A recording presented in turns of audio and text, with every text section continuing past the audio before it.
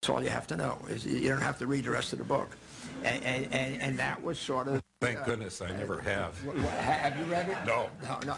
Incidentally, I've read Michael's book on American politics,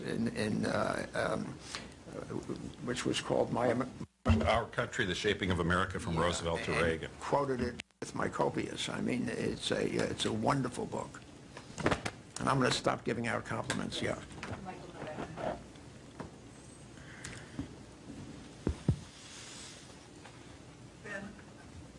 Ben, Yes. Okay, Ben, I wonder if you remember the night in August of 1980, we were in a room full of about 80 to 100 Democrats, Coalition for a Democratic Majority, met at Max Campbellman's house to discuss the coming election. And he was delayed on the shuttle, and Pat Moynihan presided. And Pat Moynihan said, just out of curiosity, he said, is anybody in this room, how many in this room are thinking about voting for Ronald Reagan? And everybody looked around very embarrassed. One hand went up, another hand. Everybody in the room. It's the first time I appreciated it. It was my hand? No, everybody. Oh, everybody. Well, I say everybody, I mean, I wasn't counting, but out of 100, it was just a force. And it was just a quite shocking moment.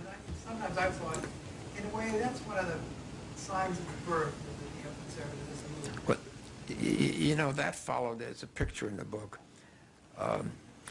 My friend Penn Kemble, who was the executive director of the Coalition for Democratic Majority, and really my very best friend,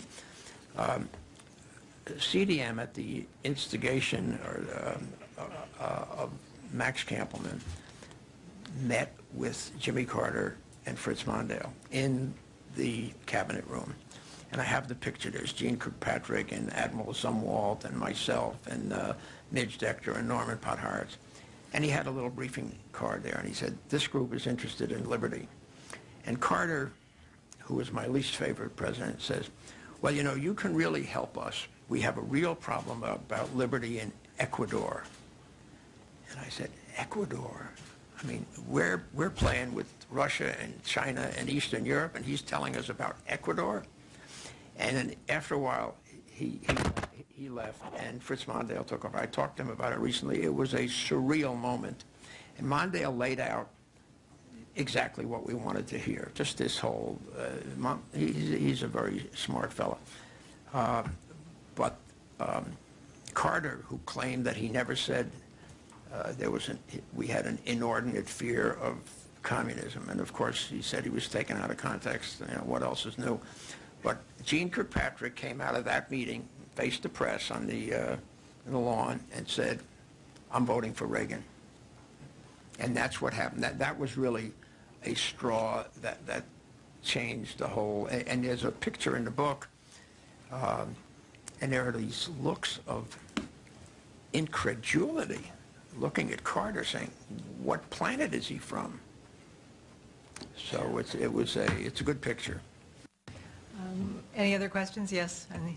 And this will two more questions. It's another great author, Don Oberdorfer. Don Oberdorfer. It's interesting to go back and talk about the origins of some of this, particularly with Ben. And I think of Dick Scammon, who you mentioned, as the person who, with you, brought data into politics. Before that, it was all kind of feel, you know. We think this guy's going to look good in this for this reason and that reason. But when they actually brought data, in your case census data and other data, into politics, something called political science, I guess, actually was born. What do you think today? Who is purveying political insights which use actual factoids, such as data, as opposed to simply emotion? Well, Don, everybody is. The question is how much people, Pat Moynihan, when he co-chaired the Commission on Social Security, opened up and he said, everybody's entitled to their own opinion, but everybody's not entitled to their own data. But that is honored in the breach. Everybody, you listen to this global warming debate, and everybody has different numbers. The polling industry, and Carlin can list out why. I was on some CNN commission after the 2000 situation. The polling techniques are in terrible shape. It used to be door to door, and people won't go into the unsafe neighborhoods. People have cell phones, they won't answer them. People vote by absentee ballot, they vote long in advance. The survey research on presidential elections leaves much to be, not much, it's in serious shape, and even the real pollsters acknowledge it. What it's good for, in retrospect, is to give you a sense of why people voted. But I'd be just very, very cautious. I mean, you know, who would have said 6 months ago that the two nominees would be McCain and Obama? So you just got to be very, very leery of that data. There was one more question in the back, and this will be the last question. I have to be a tough moderator. He wrote you that. He gave you that Humphrey speech. Rick, is this on? Okay. Rick Collenberg with the Century Foundation. Ben, you know my biography of Al Shanker. I put him in the middle between you and Bill Moyers. He's probably closer to Moyers on the economic policy, closer to you on foreign policy and on the social issues. Part of the reason I wrote that book was because I thought the Democrats would screw up again and that they needed to be tougher. But it seems to me that the timing of my book and the timing of your book is off in a sense.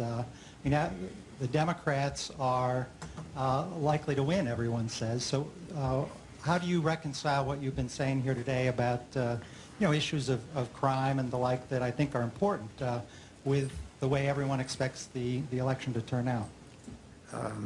When everybody says something, duck. I mean, everybody doesn't know. I've been on a number of these things over and over again at the last 6 months. It's very clear that Hillary is going to do this in Idaho, and it's very clear that McCain. It's not very clear. We don't know. I don't know who's going to win the presidential election.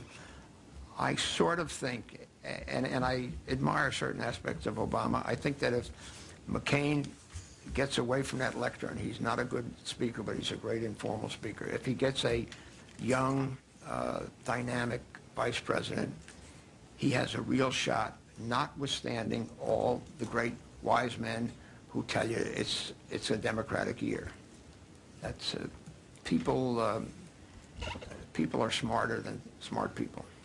Well, a lot of the things that have been identified as the social issue in 1970 have been, were largely solved in the 1990s. I mean, crime, welfare dependency, you had really solutions found at the state and local level, mostly by Republicans, but also including many Democrats.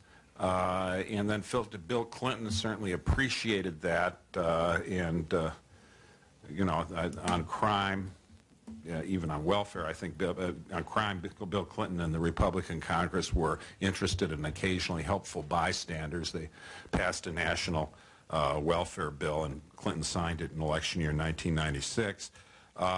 So those are, those issues are not as salient anymore. And we've got an electorate. The median voter doesn't remember the 1970s. Republicans can argue, gee, 1970s showed the failure of statist policies, of liberal stance on cultural issue, of weakness in foreign policy.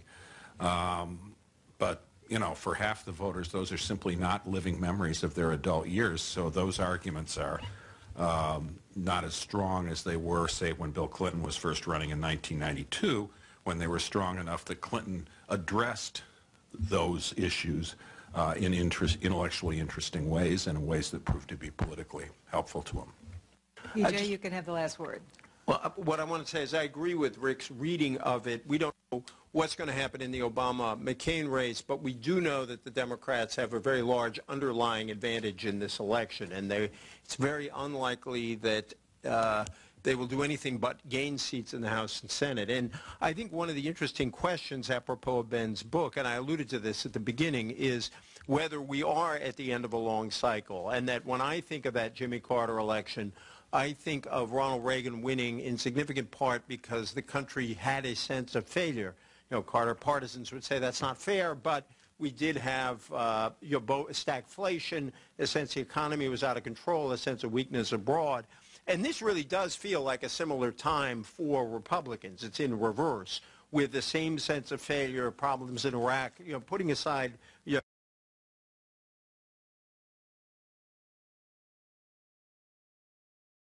seats in the House and Senate. And I think one of the interesting questions apropos of Ben's book, and I alluded to this at the beginning, is whether we are at the end of a long cycle. And that when I think of that Jimmy Carter election, I think of Ronald Reagan winning in significant part because the country had a sense of failure. You know, Carter partisans would say that's not fair, but we did have stagflation, a sense the economy was out of control, a sense of weakness abroad.